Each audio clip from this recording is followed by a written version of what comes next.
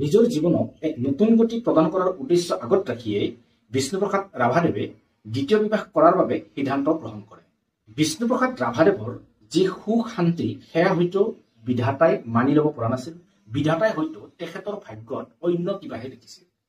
বিয়াৰ প্ৰায় 12 বছৰ পিছত তেখেতৰ যি দ্বিতীয় পত্নী আছিল, সেই দ্বিতীয় পত্নীও এক দুৰাৰোগ্য ৰোগত আক্ৰান্ত হৈ তেখেতৰ ওচৰৰ পৰা আঁতৰি যায়। তেখেতেও ইহলীলা সম্বৰণ কৰে। জীৱনৰ উত্থান পতনৰ যি ধুমুহা, সেই ধুমুহায়ো কিন্তু বিষ্ণুপ্ৰসাদ ৰাভাদেৱৰ যি কৰ্মজীৱন, সেই কৰ্মজীৱনত কোনো ধৰণে প্ৰভাৱ বিস্তাৰ কৰিব পৰা নাছিল। বিষ্ণুপ্ৰসাদ ৰাভাদেৱে নিজৰ জীৱনক এক স্থিৰতা প্ৰদান কৰাৰ উদ্দেশ্য আগত ৰাখিয়েই তেখেতে তৃতীয়বাৰৰ বাবে বিবাহপাশত আবদ্ধ হোৱাৰ সিদ্ধান্ত গ্ৰহণ কৰে। আমি যদি বিষ্ণুপ্ৰসাদ ৰাভাদেৱৰ যি ব্যক্তিগত জীৱন, সেই জীৱনৰ বিষয়ে পুংখানুপুংখভাৱে বিশ্লেষণ কৰিবলৈ যাওঁ, তেনেহলে সেই বিশ্লেষণ যথেষ্ট দীঘলীয়া হৈ পৰিব। গতিকে আমি আজি সংক্ষেপতে তেখেতৰ জীৱনৰ ব্যক্তিগত জীৱন, কৰ্মজীৱন, সাংস্কৃতিক জীৱন সকলো দিশ সামৰি এক সংক্ষেপে কিছু বিশ্লেষণ কৰিবলৈ চেষ্টা কৰিম।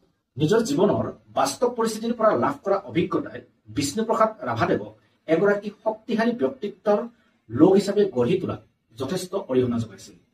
বিষ্ণুপ্ৰসাদ ৰাভাৰ যি বহুমুখী প্ৰতিভা, সেই প্ৰতিভাই ইতিমধ্যে প্ৰমাণ কৰিছে যে তেখেত এগৰাকী যথেষ্ট শক্তিশালী ব্যক্তিত্বৰ লোক।